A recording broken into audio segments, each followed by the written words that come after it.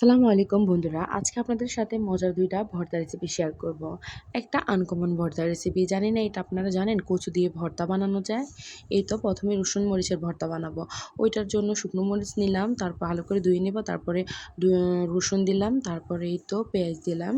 এই তো ভালো করে এগুলা বেটে নেব। আমি একটু কাঁচা, কাঁচা টাইপের ভর্তাটা, এটা যেকোনো ভাতের সাথে গরম, গরম ভাতের সাথে খেতে অসাধারণ লাগে। এটা টেলে নিলেও আরও ভালো লাগে। কিন্তু আমি টালবো না। আমার মন চাইছে আজকে একটু কাঁচা টাইপের ভর্তা খাই। তারপরে এই তো এইটাকে বেটে নিলাম। এই রসুন মরিচের ভর্তাটা অসাধারণ লাগে।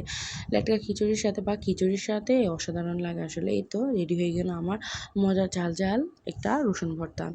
মরিচ রসুন ভর্তা আরকি। তারপরে এই তো কচু, আজকে টান কচু এটাকে বলে গ্রাম অঞ্চলে আরকি।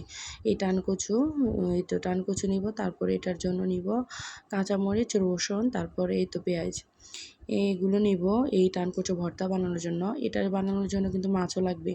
নারকেল থাকলে ভালো হয়। নারকেল আসলে আমি দিছিলাম পরে।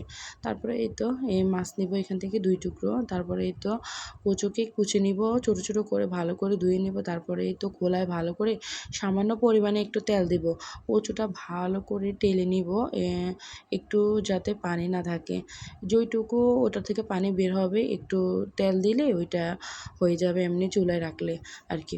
তারপরে এই তো ভালো করে ওইটা চুলায় টেলে নেওয়ার পর এই তো নারকেলও এটার সাথে এড করছিলাম, ওইটা স্কিপ করে গেছি। আসলে ওইটা টিপ নিতে আমার মনে ছিল না। এই তো দেখেন কত লোভনীয় কচুর ভর্তা। এরকম ভর্তা বাসায় বানিয়ে দেখবেন। গরম ভাতের সাথে অনেক ভালো লাগবে খেতে। আমার তো ভর্তা হলে আর কিছু লাগে না। ভর্তা দিয়ে আলহামদুলিল্লাহ ২-৩ প্লেট ভাত খেয়ে ফেলতে পারি। এই তো দেখেন অনেক মজা হয়েছে ভর্তা। বাসার সবাই আমার হাতের ভর্তা অনেক পছন্দ করে। কেমন হয়েছে আপনাদের সাথে আরেকটা মজার ভর্তা রেসিপি শেয়ার করি।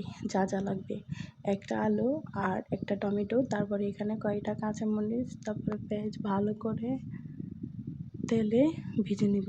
ভেজে নেওয়ার পর এই তো পাটায় ভর্তা বানাবো। পাটার ভর্তা আসলে অসাধারণ লাগে। কার, কার আমার মতো পাটায় ভর্তা বাটলে ভালো লাগে। ব্লেন্ড করলে ভর্তাটা অত মজা হয় না। এই তো দেখেন ভর্তার ফাইনাল লুক। ৩ টা ভর্তা বানালাম, কেমন হয়েছে?